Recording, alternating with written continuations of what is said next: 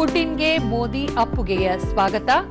ದಿಲ್ಲಿಗೆ ಬಂದಿಳಿದ ರಷ್ಯಾ ಅಧ್ಯಕ್ಷ, ಪ್ರಧಾನಿ ಮೋದಿ ಖುದ್ದು ಸ್ವಾಗತ. ಸೆಪ್ಟೆಂಬರ್ 13 ಮಹಿಳಾ ನೌಕರರ ದಿನವಾಗಿ ಘೋಷಣೆ. ಮಹಿಳಾ ಸಮ್ಮೇಳನದಲ್ಲಿ ಮುಖ್ಯಮಂತ್ರಿ ಸಿದ್ದರಾಮಯ್ಯ ಭರವಸೆ.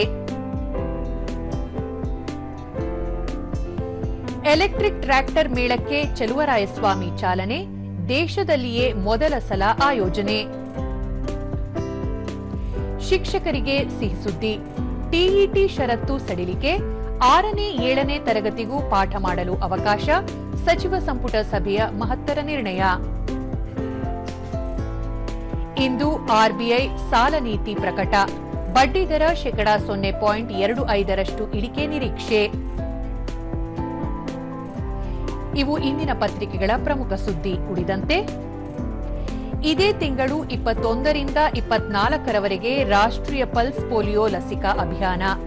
5 ವರ್ಷದೊಳಗಿನ ಮಕ್ಕಳಿಗೆ ಲಸಿಕೆ ಹಾಕಿಸಿ ಬಸವರಾಜು. ಕೆಐಎನಲ್ಲಿ ಮೊಬಿಲಿಟಿ ಅಸಿಸ್ಟ್ ಸೌಲಭ್ಯ.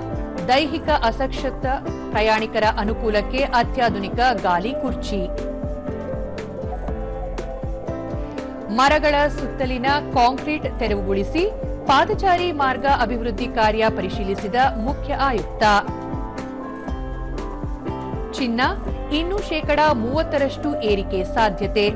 ಆರ್ಥಿಕ ಬೆಳವಣಿಗೆ ಆಧರಿಸಿ ಚಿನ್ನದ ಬೆಲೆ ಬಗ್ಗೆ ಅಂದಾಜು ನೀಡಿದ ಡಬ್ಲ್ಯೂಜಿಸಿ. ಜೂನಿಯರ್ ಹಾಕಿ ವಿಶ್ವಕಪ್. ಕೋಚ್ ಶ್ರೀಜೇಶ್ಗೆ ಗೆಲ್ಲುವ ವಿಶ್ವಾಸ. ಇಂದು ಭಾರತ ಬೆಲ್ಜಿಯಂ ಕ್ವಾರ್ಟರ್ ಫೈನಲ್.